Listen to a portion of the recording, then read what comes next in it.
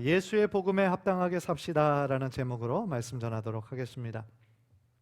뭐뭐에 합당하다라는 말 우리가 많이 쓰잖아요. 뭐뭐에 합당하다라는 것은 어떤 기준이나 조건 등에 딱 들어맞는다라는 뜻이에요. 그러니까 예를 들어 어떤 공직자의 기준 조건을 생각할 때에 어떤 우리가 대통령을 뽑는다, 어떤 장관을 뽑는다라고 할 때 그거에 어울리는 삶의 모습이 있는 거예요, 그죠? 그래서 때때로 국회의원이 막말했다, 이렇게 기사가 나오는 이유는 그냥 우리 주변에 보통 사람들이 했으면 기사에 나오지 않을 건데 공직자에게는 어울리지 않는 말이었다는 거죠. 그 자리에, 그 신분에 맞지 않는 말이라는 거죠. 최근에 몇 명의 국가대표 선수가 경기를 하러 가서 아직 끝나지 않았는데 술자리를 가져가지고 그게 무리가 된 적이 있어요. 그래서 징계를 받은 걸로 알고 있는데 왜 그랬을까요? 보통 그냥 프로 선수면 자기 경기만 끝나면 그렇게 할 수도 있겠죠. 그런데 국가대표로 간 거였잖아요. 나라의 어떤 대표로 간 거기 때문에 그것의 품격에 어울리지 않는 행동이었던 거죠. 중요한 경기가 아직 끝나지 않고 앞두고 있는데 술자리를 갖는다니요? 그게 이제 우리 국민들에게 공분을 일으킨 것 아니겠습니까? 따라서 뭐뭐에 합당하다라는 것은 그 앞에 나오는 단어에 맞는 기준과 조건에 최대한 맞게 살아야 된다라는 것을 의미하는 거죠. 성경에도요, 뭐뭐에 합당하게 살아라라는 그런 말씀이 몇 번 나오는데 특히 바울의 그런 표현을 통해 그것이 두드러져요. 그래서 오늘 본문에서는 복음에 합당하게 생활하라 그랬고요. 에베소서에 보면 부르심에 합당하게 생활해라 그랬어요. 그러니까 하나님께서 우리를 하나님의 자녀로 불러주신 그 부르심의 의미가 있다는 거잖아요. 우리가 하나님의 자녀라고 하는, 왕의 자녀라고 하는 거룩한 신분, 거룩한 특권이 있는데 우리가 왕의 자녀에 합당한 삶이 돼야지 그 전처럼 하나님 만나기 이전에 살아가던 그 삶처럼 똑같이 험하게 말하고 거칠게 말하고 똑같이 그냥 세상 중심으로 살아가는 삶의 태도는 어울리지 않는다, 그런 뜻인 거죠. 그렇다면 오늘 본문에서 나오는 이 복음에 합당한 생활은 무엇을 바울이 의미하고 있을까요? 사실 27절에 나오는 복음에 합당하게 생활하라는 그 생활하라는 단어를 보면은요, 그리스시의 시민으로서 주어지는 어떤 의무와 책임, 어떤 권리들을 의미하고 있거든요. 따라서 복음에 합당한 권리와 의무대로 살라는 것이거든요. 그런데 그게 그러면 구체적으로 어떤 삶이냐는 거죠. 당시 그 로마의 시민들은 당연히 로마의 법대로, 로마의 그것을 근거로 해서 살았겠죠.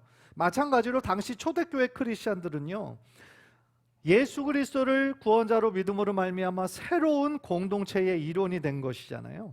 따라서 다른 공동체와는 다른 어떤 크리스찬에게 어울리는 새로운 믿음의 공동체에 어울리는 어떤 삶의 모습이 있었다라는 것이죠. 어떤 증거가 나타나고 있었다라는 것이죠. 그렇다면 오늘날 우리들의 삶의 모습은 어떻습니까? 우리는 과연 복음에 합당한 삶을 살고 있습니까? 오늘 말씀을 통해서요, 이 복음에 합당한 삶의 의미를 다시 한번 생각해보고 또한 그 말씀을 단순히 머리로 이해하는 데서 그치지 말고 우리들의 삶에 그리스도인의 참된 증거가 나타나는 그런 복된 삶이 되시기를 주님의 이름으로 간절히 축원합니다. 첫 번째로 복음에 합당한 삶은요, 복음의 신앙을 위하여 한 마음이 되라는 거예요. 한번 따라해 봅시다. 복음의 신앙을 위하여 한 마음이 되라. 27절을 보세요. 27절을 보면 오직 너희는 그리스도의 복음에 합당하게 생활하라. 이는 내가 너희에게 가보나 떠나 있으나 너희가 한 마음으로 서서 한 뜻으로 복음의 신앙을 위하여 협력하는 것과 그랬어요. 그러니까 이 구절에서 너희들이 그리스도의 복음에 합당하게 생활하라, 지금 빌립보 교인들을 쓴 편지 아닙니까?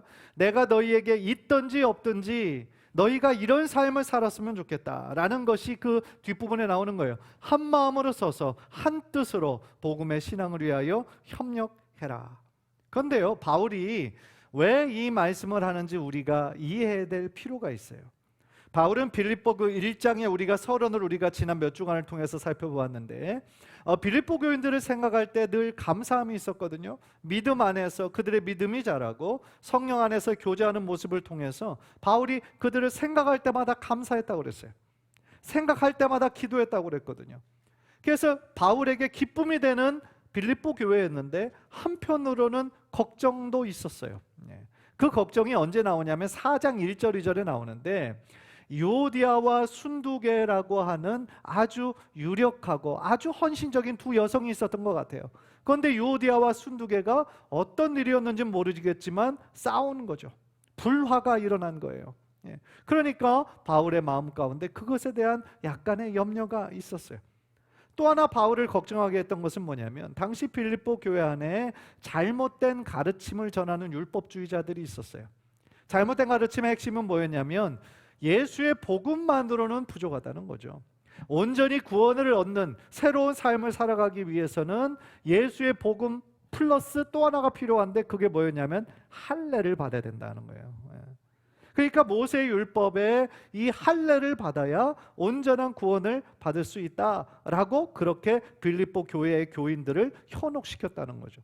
그런데 여러분, 예수의 복음으로 부족합니까? 예수의 복음에다가 할례를 반드시 받아야 구원받는 겁니까? 아니잖아요. 잘못된 가르침이잖아요. 그런데 이런 잘못된 가르침에 흔들리는 사람들이 있었다는 거죠. 그래서 바울이 걱정하고 있었어요. 올바른 믿음 가운데 저들이 견고하게 자리 잡아야 되는데 그러지 못한 사람들이 있으니까. 그래서 너희들이 이제는 복음을 아는 데서만 멈추지 말고 그 복음을 살아내는 너희들의 변화된 삶이 있기를 원한다.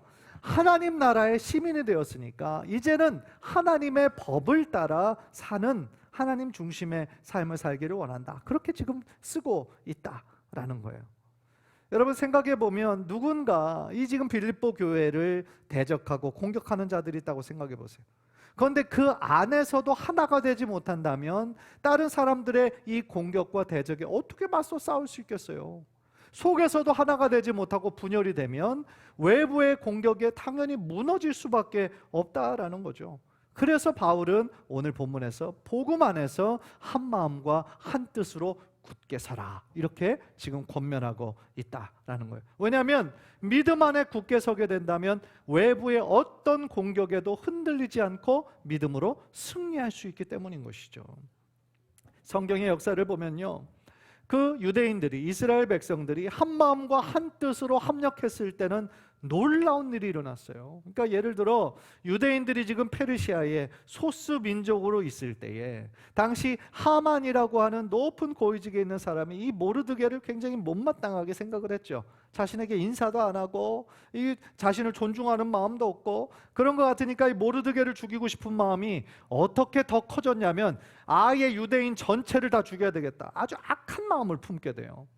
한 개인을 싫어한 증오가 그 민족 전체를 말살하려는 악한 계획으로까지 이어지게 되잖아요. 그런데 그때 어떤 일이 있었냐면 그때 페르시아의 왕후가 쫓겨나죠. 그래서 페르시아의 왕후를 이 페르시아에 살고 있는 모든 전 국민을 대상으로 뽑았는데 누가 뽑혔어요? 에스더가 뽑혔잖아요. 예. 그래서 에스더에게 모르드게가 이제 친척이니까 찾아갑니다. 네가 왕후를 된 것이 이때를 위함인지 누가 알겠느냐?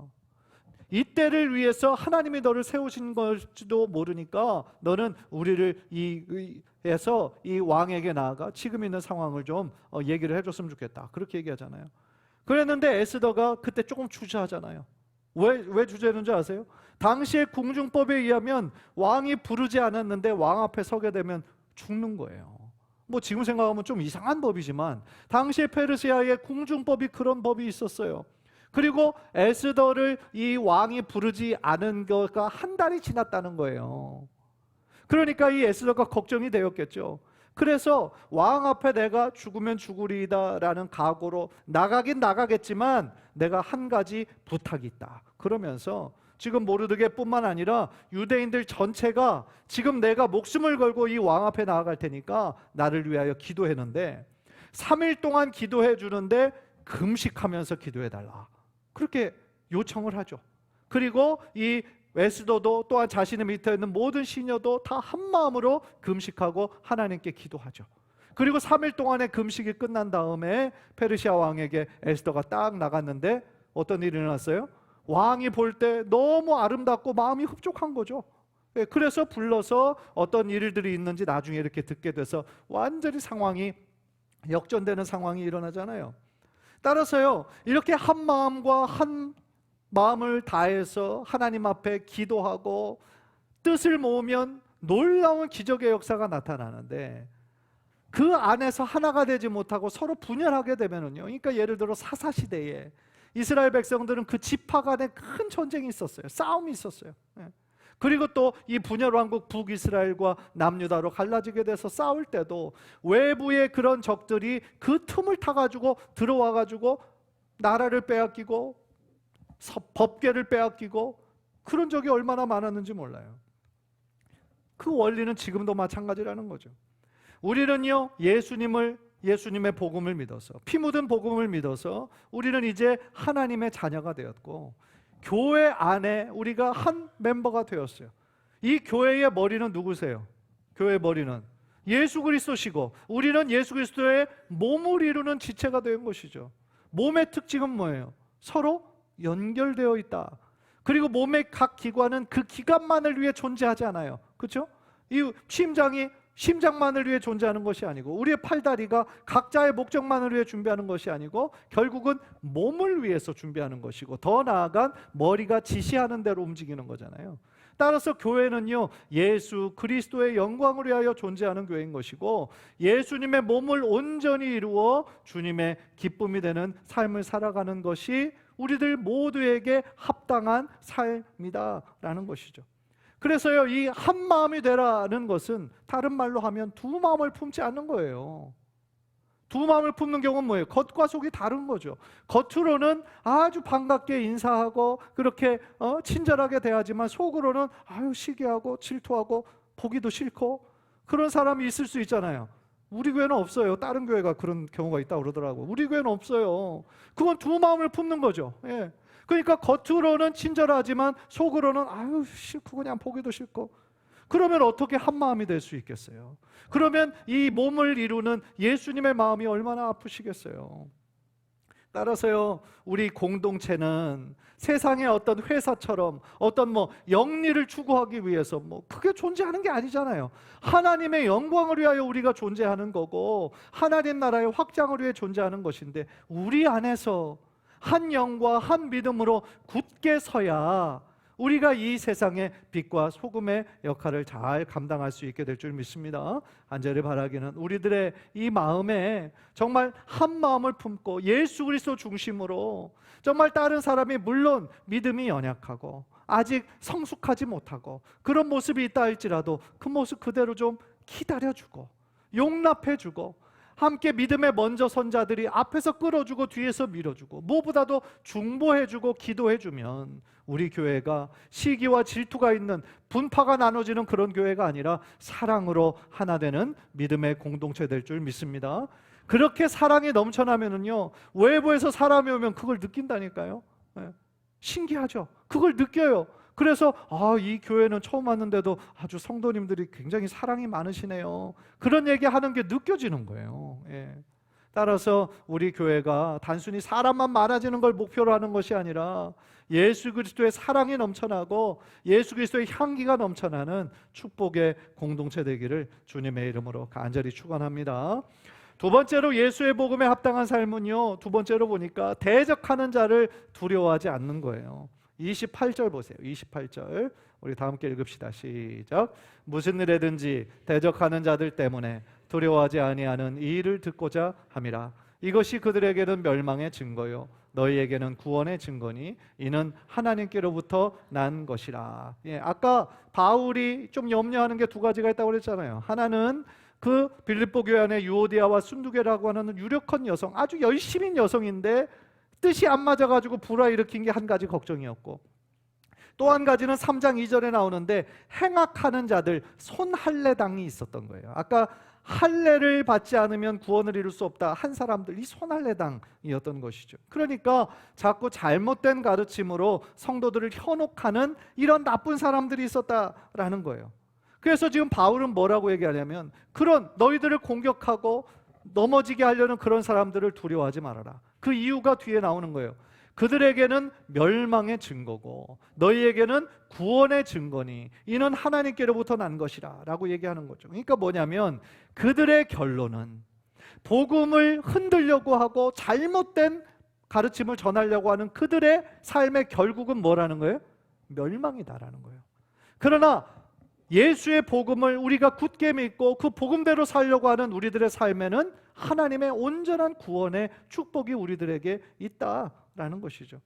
여러분, 우리가 정말 기억해야 되는 중요한 것은 뭐냐면 결론을 아는 사람은 두려워하지 않는다는 거예요. 한번 따라해 봅시다. 결론을 아는 사람은 두려워하지 않는다. 우리가 어떤 영화나 이렇게 드라마에 결론을 미리 아는 경우가 있잖아요. 그죠? 결론을 미리 알면요, 주인공이 중간에 막 힘든 일이 생겼을 때 우리는 두려워하지 않아요. 왜냐하면 이 어려운 거 다 어차피 극복할 거고 나중엔 해피엔딩으로 끝나는 것을 알기 때문이죠. 우리가 어떤 스포츠 경기도 마찬가지 아닙니까? 이미 그것이 끝났고 우리가 결과를 알고 있어요. 예전에 2002년 우리 월드컵 때 얼마나 뜨거웠습니까? 그죠? 온 민족이 다 그냥 거기에 열광하고 있었을 때. 그런데 그때 보면은 역전승을 많이 했단 말이에요, 우리가. 전반에는 져요. 이거 지면 그냥 끝나는 거예요. 그런데 후반전에 기가 막히게 헤딩이나 막 여러 가지를 통해서 역전이 되잖아요. 그러니까 우리가 역전할 거를 알면 지금 전반전에 지고 있는 것을 봐도 우리들의 마음이 불안하지 않아요. 왜요? 역전할 것을 알기 때문인 것이죠. 저는 이것이 우리들의 신앙의 차원에서도 마찬가지라는 거예요. 솔직히 우리가 이 땅 가운데 살아가면서 천국 시민으로 보이지 않는 하나님을 우리가 믿고 추구하며 사는 삶이 쉬운 게 아니에요. 만만치 않아요. 우리가 정말 주님 뜻대로 살아가려고 노력하다 보면 이 세상의 가치관과 부딪힐 때가 있어요. 그러니까 믿음으로 잘 살아가려고 할 때마다 그때마다 더욱더 세상의 공격이 거세지는 거죠. 그때마다 우리는 자꾸 타협할 것인지 아니면 조금 손해가 나더라도 믿음의 길을 가야 될 것인지 선택해야 하는 거거든요. 또 우리가 정말 믿음으로 살려고 할 때 그런 우리들을 자꾸 힘 빠지게 하고 조롱하는 사람들이 있을 수 있어요. 요즘에나 정말 이 코로나 시대를 거치면서 이 기독교에 대해서, 교회에 대해서 비판하는 사람들이 더 많아졌잖아요. 얼마나 안타까운 일입니까? 그러나 우리는요, 우리를 공격하고 조롱하고 대적하는 그러한 사람들을 두려워할 필요가 없는 거예요. 왜냐하면 주님의 일을 하는 데 있어서 늘 이 기독교의 역사를 보면요, 늘 대적자들이 있어 왔어요. 늘 믿음의 사람들의 삶을 보면 처음부터 끝까지 평탄했던 사람은 한 사람도 없어요. 모두가 어떤 위기 상황을 만났어요. 그러나 그 위기 상황에서 하나님께서 결국 이기게 하시잖아요. 우리는 이미 결론을 알고 있다니까요. 따라서 우리가 주님의 일을 더 크게 하려고 할 때에 어떤 큰 사역을 우리가 앞두고 있을 때 사단이 더 공격하는 이유가 뭘까요? 두려워하기 때문이에요. 우리가 사탄을 두려워하는 거는 그거는 잘못된 거지만 사단이 우리를 두려워하게 된다니까요. 왜요? 우리가 예수 그리스도를 붙잡고 우리가 큰 일을 계획하려고 할 때 그것이 성공하고 잘 되면 결국 이 사단이 큰 타격을 입게 되잖아요. 그러니까 자꾸 우리들의 마음에 두려움을 주고 의심을 주고 유혹하는 이유인 거죠. 따라서 우리는 우리가 믿음의 삶을 살아가는 데 있어서 어떤 방해가 있고 어떤 공격이 있고 어떤 세상의 조롱이 있다 할지라도 절대로 낙심하지 마시고 절대로 두려워하지 말라는 거예요. 왜냐하면 하나님의 일을 이루는 데 있어서요, 그 세력들이 우리를 공격할 수는 있어요. 그러나 우리에게 주어진 승리의 선물을 절대로 빼앗을 수는 없어요. 할렐루야. 이미 결론은 정해진 거예요. 예수 그리스도께서 십자가 위에서 이미 승리하신 거예요. 고린도전서 1장 18절 우리 한번 다 함께 읽읍시다. 시작. 십자가의 도가 멸망하는 자들에게는 미련한 것이요 구원을 받는 우리에게는 하나님의 능력이라. 아멘. 이미 예수 그리스도께서 죄와 사망의 권세를 십자가에서 이기셨어요. 사단은 그때 십자가 위에서 완전히 패배했어요. 따라서 주님께서 십자가 위에서 승리하셨듯이 주님을 따르는 저와 여러분들에게도 끝내 최후의 승리가 주어질 것을 믿음으로 확신하시기를 주님의 이름으로 간절히 축복합니다. 그 최후의 승리가 있다는 것을 확실히 믿었기 때문에 여러 믿음의 사람들이 죽음도 두려워하지 않고 믿음의 길을 선택할 수 있었던 거예요. 로마서 14장 8절은 이렇게 고백합니다. 우리 다 함께 읽읍시다. 시작. 주를 위하여 살고 죽어도 주를 위하여 죽나니 그러므로 사나 죽으나 우리가 주의 것이로다. 아멘. 아무리 대적자들이, 아무리 사단 마귀가 우리의 건강 문제로 막 질병을 가지고 아무리 우리를 공격한다 해도 우리가 죽음을 두려워하지 않는다면 무엇으로 우리를 공격하겠어요? 과연 무엇을 가지고 우리를 협박할 수 있겠어요? 사랑하는 성도 여러분, 우리는 결론을 아는 자들이에요. 한 마음과 한 뜻으로 협력하는 것이 복음에 합당한 삶이고, 또한 대적자를 두려워하지 않고 우리가 믿음의 길을 힘차게 걸어가는 것이, 그것이 우리의 복음에 합당한 삶이다 라는 거죠. 한절에 말하기를 우리가 믿음의 길을 걸어가는 데 있어서 혹시나 주변에서 우리를 공격하고 조롱하고 대적하는 자들이 있다 할지라도 흔들리지 마시고 끝까지 믿음의 길을 함께 걸어가는 우리 믿음의 동역자들 모두 되시기를 주님의 이름으로 간절히 축복합니다. 우리 마지막으로 한 가지만 더 짧게 나눌게요. 복음에 합당한 삶은 뭐냐? 그리스도의 고난에 참여하는 삶이에요. 따라해봅시다. 그리스도의 고난에 참여하라. 29절을 보면은요, 29절. 그리스도를 위하여 너희에게 은혜를 주신 것은 다만 그를 믿을 뿐 아니라 또한 그를 위하여 고난도 받게 하려 하심이라 그랬어요. 우리에게 은혜를 주셔서 우리가 예수 그리스도를 믿게 하셨어요. 여러분, 내 의지와 나의 노력으로 믿은 게 아니에요. 여러분, 참 믿음의 세계는 신비한 거예요. 이성적으로 생각하면 믿지 못하는 내용이죠. 그런데 우리가 믿음은 말씀을 들으면서 난다고 그랬는데, 이해하지 못해도, 받아들일 수 없어도 계속해서 이것을 말씀을 듣다 보면 어느 순간 설득이 되고 어느 순간 그것이 정말 그대로 그렇구나라는 것이 믿어진다는 거예요. 그러니까 믿음은요, 나의 의지의 산물이 아니라 하나님의 은혜의 선물이다라는 거예요. 참 믿음이 신비한 거예요. 내 노력으로 되는 게 아닌 거예요. 그래서 믿음은 능동태가 아니라 수동태인 거예요. 하나님께서 우리에게 믿게 해주시는 거예요. 새로운 영적인 길을 여시는 거죠. 말로 설명할 수 없는 하나님의 은혜인 거죠. 그런 면에서 이 자리에 정말 앉아 계신, 아직 구원의 확신을 가지지 못한, 지금 교회에 이제 막 신앙생활을 시작하신 분들, 잘 이해되지 않아도, 잘 믿어지지 않아도 너무 걱정하지 마세요. 계속해서 우리가 그 자리를 지키고 계속해서 말씀을 듣다 보면요, 어느 순간 하나님께서 믿어지게 하실 줄 믿습니다. 하나님께서 변화를 주신다니까요. 한번 저를 한번 믿어보시고 계속해서 그 믿음의 자리를 떠나지 마시고 일단 앉아서 계속 말씀을 듣다 보면 어느 순간 그것이 마음이 깊이 움직여지고 그 말씀의 능력이 여러분의 삶 가운데 나타나게 될 줄 믿습니다. 예, 우리 새 가족을 인도하신 전도자들이 제일 좋아하시네. 예, 그렇게 되실 거예요. 그런데 오늘 본문을 보면 이 은혜가 포함하는 것이 예수 그리스도를 믿게 하는 것과 힘든 파트가 있어요. 그게 뭐냐? 또한 그를 위하여 고난도 받게 하려 하심이라. 우리에게 은혜를 주신 것이, 우리에게 믿음을 주실 뿐만 아니라 또한 예수 그리스도를 위해 고난도 받게 하신다는 거예요. 참 이 부분이 쉽지 않은 부분인 거죠. 여러분, 고난을 받을 때 야, 이것이 하나님의 은혜구나 생각해서 처음부터 그 고난에 감사하시는 분들 혹시 있어요? 계실 수도 있어요. 계실 수도 있는데 그런 분들의 믿음은 정말 뛰어나신 거죠. 그런데 솔직히 어려운 일을 우리가 만날 때 제일 처음부터 하나님께 감사함으로 나아가기는 어려워요. 당황스럽고 우리들의 마음에 실망이 되고 낙심이 되죠.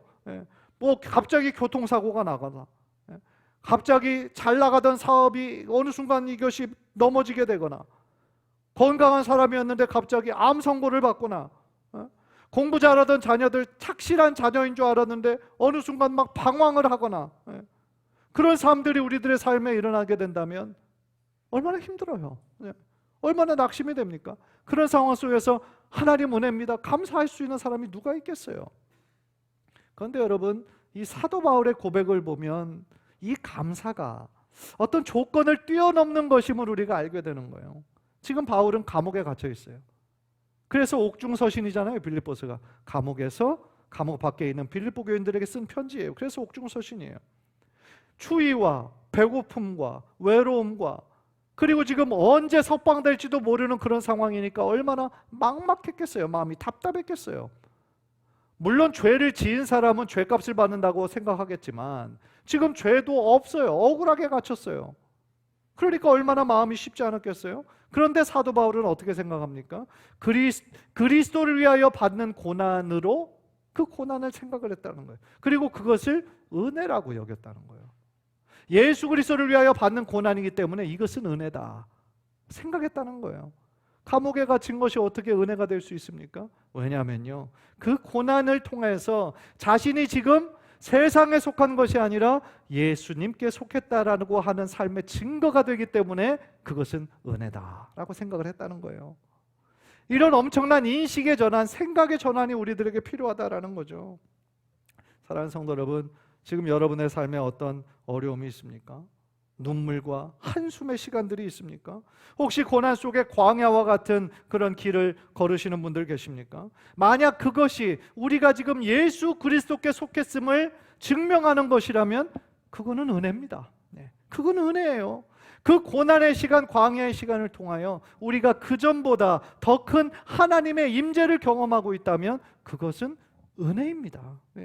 그 시간을 통하여 우리가 더욱더 하나님께 기도하고 나의 연약함을 주님의 십자가 앞에 내려놓고 하나님께 가까이 나아갈 수 있다면 그 고난의 시간은 은혜의 시간인 거예요. 디모데후서 3장 12절 우리 한번 다 함께 읽읍시다. 시작. 무릇 그리스도 예수 안에서 경건하게 살고자 하는 자는 박해를 받으리라. 무슨 얘기입니까? 우리가 크리스찬으로서 믿음을 지키고 복음을 증거하려고 할 때 바울이 고난을 받았듯이 우리들의 삶에도 똑같은 모습은 아니겠지만 다양한 모습으로의 고난이 있을 수 있다라는 거예요. 그래서 바울은요, 자신이 그 감옥에 있는 것을 한 번도 부끄러워한 적이 없어요. 오히려 그 고난을 기뻐했어요. 왜냐하면 그 고난이 자신이 정말 그리스도 안에 있다고 하는 삶의 증거고 그것이 그리스도인의 영광스러운 특권으로 여겼기 때문이다라는 것이죠. 그런 면에서요, 믿음과 고난은 뗄래야 뗄 수 없는 관계인 거예요. 왜냐하면 29절의 말씀처럼 하나님의 은혜는 믿음을 포함할 뿐만 아니라 또한 고난도 포함하고 있기 때문인 거죠. 그러나 우리가 미리부터 두려워할 필요는 없어요. 왜냐하면 우리가 그리스도 안에 확고한 믿음을 가지고 있을 때 우리에게 그런 어려움이 올 때 그 동일한 하나님께서 우리로 하여금 능히 감당할 수 있는 힘과 능력을 주시기 때문인 것이죠. 우리가 그전에도 어떤 어려움을 당했잖아요. 그런데 하나님께서 기가 막힌 방법으로 우리를 건져내 주셨잖아요. 예상치 못한 신묘막측한 방법으로 우리에게 도움이 되어 주셨잖아요. 그래서 그 위기 상황을 이겨낼 수 있었잖아요.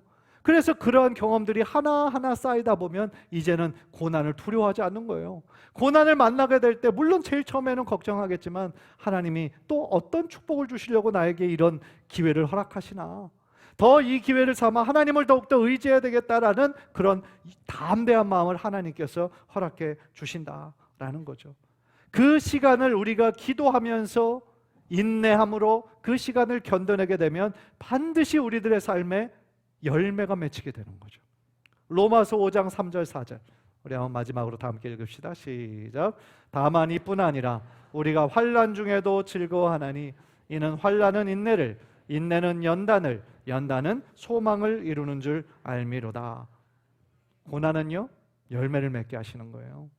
환난이 인내라는 열매를 낳게 하고요, 그 인내가 연단이라는 열매를 낳게 하고요, 또한 소망을 이루게 될 줄 알고 있었기 때문에 바울은 이것을 여러 번 경험했기 때문에 환난 중에도 즐거워할 수 있는 믿음의 차원까지 이르게 되었다라는 거죠. 왜냐하면 결론을 미리 알고 있는 거예요. 결론을 미리 아는 거예요. 그러니까 그 중간에 두려워하지 않는 거예요. 사랑하는 성도 여러분, 여러분도 저도 우리의 크리스찬의 삶의 결론을 알고 있어요. 비록 이 땅 가운데 살면서 어려운 일들을 많이 만나요.